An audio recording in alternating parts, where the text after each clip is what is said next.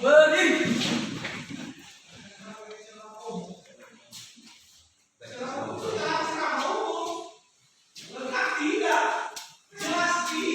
Baik teman-teman, mari kita satu dalam doa-doa dimulai.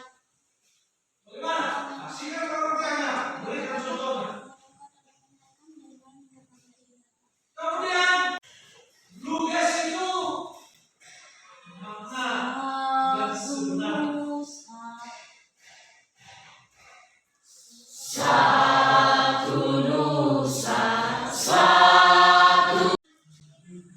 Seluruhnya siap bro. Para bapak guru kita, teman dan Selamat pagi, silakan duduk. Bagaimana kabarnya? Hadir semua? logis. Satu orang yang hadir ya? Iya. Baik, sebelum kita masuk dalam materi kita, Bapak absen dulu ya. Sudah orang.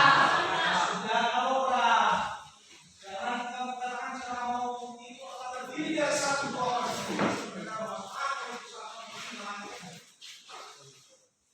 Sudah tahu.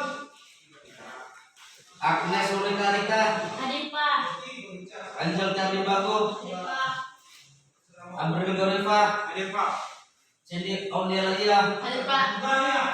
Devanus Luara. Siapa yang mau jadi guru? Tepuk tangan. Siapa mau jadi kesehatan? Siapa yang mau jadi dokter? Siapa yang mau jadi pengusaha? Siapa yang mau jadi polisi? Ada yang mau jadi tentara? Bisa nggak kerja? Bisa. Jualan malu apa? Belajar.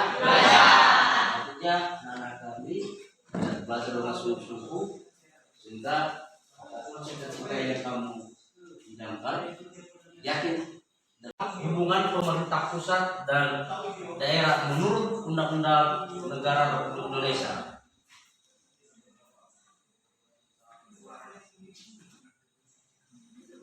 Nah, tujuannya yang pertama dulu tujuan pembelajaran kita di sini perlu Bapak kasih tahu bahwasanya mensyukuri nilai-nilai tentang hubungan struktural dan fungsional pemerintah pusat dan daerah menurut Undang-Undang Dasar tahun 1945, menanamkan dan mendukung nilai-nilai yang menunjukkan perilaku yang beriman dalam praktis perlindungan dan penegakan hukum dalam masyarakat untuk menjadi keadilan dan kedamaian. Meniru nilai-nilai hubungan struktural dan fungsional pemerintah pusat dan daerah. Kemudian meyakini pentingnya bersikap peduli terhadap hubungan pemerintah pusat dan daerah. Kedua, berperilaku peduli terhadap hubungan pemerintah pusat dan daerah yang harmonis di daerah setempat. 7. Memahami makna hubungan pemerintah pusat dan daerah menurut Undang-Undang Dasar tahun 1945. Kemudian menganalisa semangat komitmen para pendiri negara dalam merumuskan hubungan pemerintah pusat dan daerah menurut Undang-Undang Dasar Negara Republik Indonesia tahun 1945. Selanjutnya, merumuskan semangat komitmen para pendiri negara dalam menganalisa semangat komitmen para pendiri negara dalam merumuskan hubungan pemerintah pusat dan daerah menurut Undang-Undang Dasar tahun 1945. Membuat rencana laporan hasil telaah semangat tentang hubungan pemerintah pusat dan pemerintah setempat menurut Undang-Undang Dasar tahun 1945. Selanjutnya, mensimulasikan hasil telaah semangat komitmen para pendiri negara dalam merumuskan tentang hubungan pemerintah pusat dan pemerintah setempat menurut Undang-Undang Dasar Negara Republik Indonesia tahun 1945. Terakhir, menyajikan praktik kewarganegaraan tentang hubungan pemerintah pusat dan pemerintah setempat untuk menurut Undang-Undang Dasar Negara Republik Indonesia tahun 1945 dengan baik dan benar. Nah, itulah tujuan pembelajaran kita tentang hubungan pusat dengan daerah. Sebelum kita masuk ke sana, Bapak mau tanyakan dulu, kira-kira siapa yang bisa memberikan kepada kita tentang pengertian desentralisasi di selatan? Iya, di depan.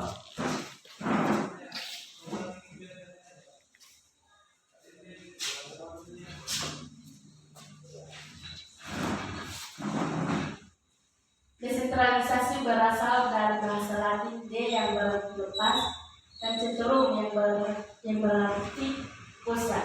Jadi desentralisasi adalah lepas dari pusat. Ya, tepuk tangan dulu kepada. Artinya dia lepas. Kemudian siapa yang bisa memberikan tanggapan atau jawabannya tentang apa bagaimana hubungan desentralisasi dengan pusat?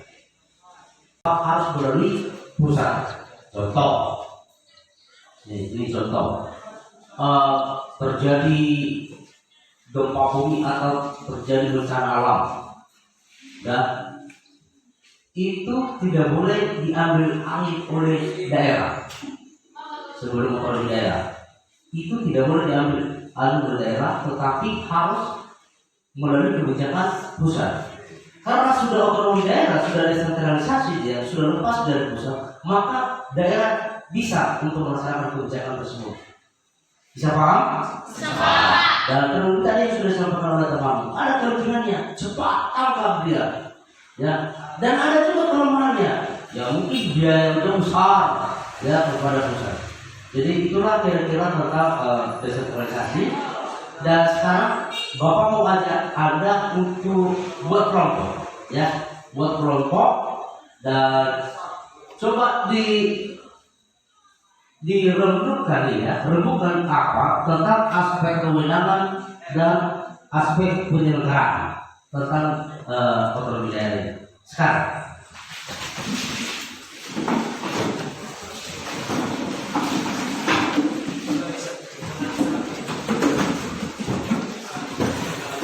Bapak berkelompok lagi boleh ya.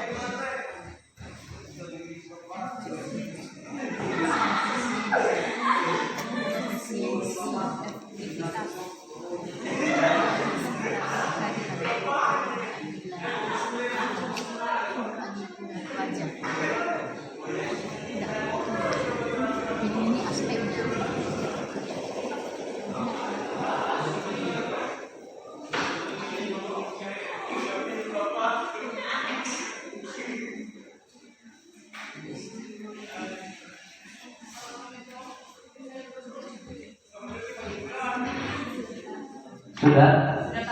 Ya, dipersilakan salah satu dari untuk yang sudah siap diutus temannya untuk membacakan.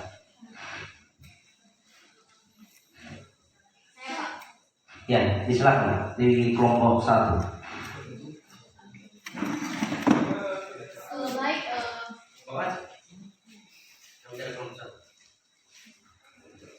Baik, dalam aspek kewenangan ini ada beberapa ciri-ciri. Yang pertama itu ada pembangunan, kedua tata ruang, ketiga ketertiban umum, keempat sarana dan prasarana umum, kelima kesehatan, keenam pendidikan, ketujuh lingkungan hidup, kedelapan ketenangan kerjaan, kesembilan masalah sosial, kesepuluh kepastian hukum, kesebelas kepentingan umum,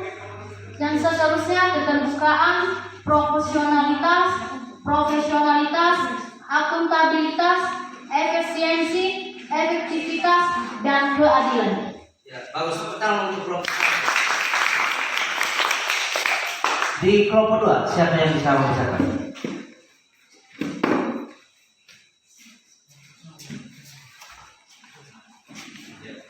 Aspek kewenangan berbagi ciri-ciri yaitu pembangunan, tata ruang. Terima kasih. Bersama kelompok 3.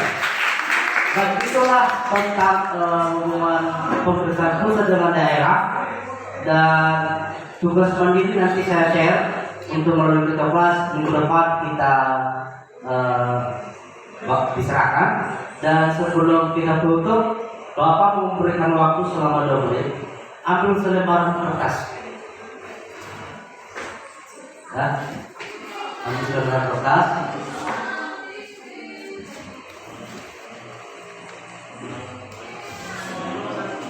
Ya, silakan catat di situ atau tulis di situ tentang penilaian kamu tersendiri tentang materi hari ini. Ya, jangan segan-segan.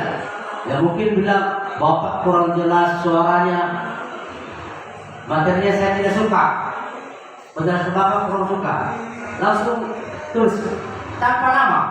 Ya, makanya jangan segan.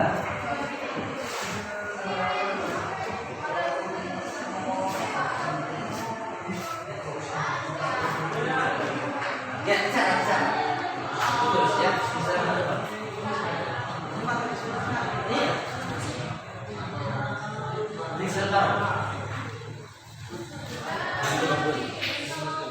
Masing-masing ada penilaiannya, ya, masing-masing semua, masing-masing ada penilaiannya. Sudah.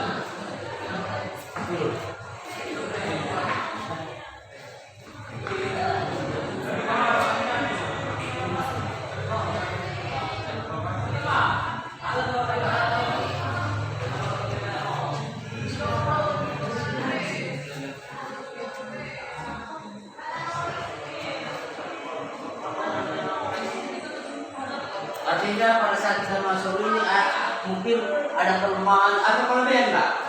Oh.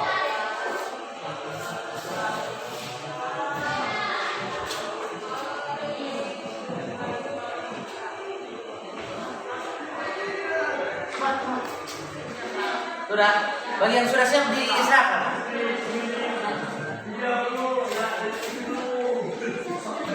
Ya. Bagi yang sudah siap boleh diserahkan.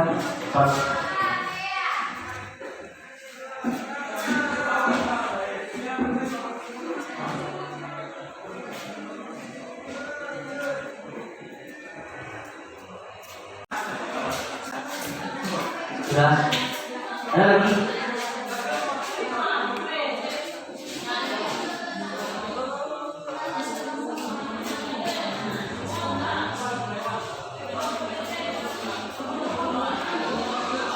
Nah baik, artinya kepada siswa kami, artinya demikianlah untuk pertemuan kita hari ini, dan minggu depan kita sambung. Dan sebelum kita bubar ini, sebelum disiapkan dan dibawa kita dalam doa. Ya, siapa lagi yang bisa? Oh, iya.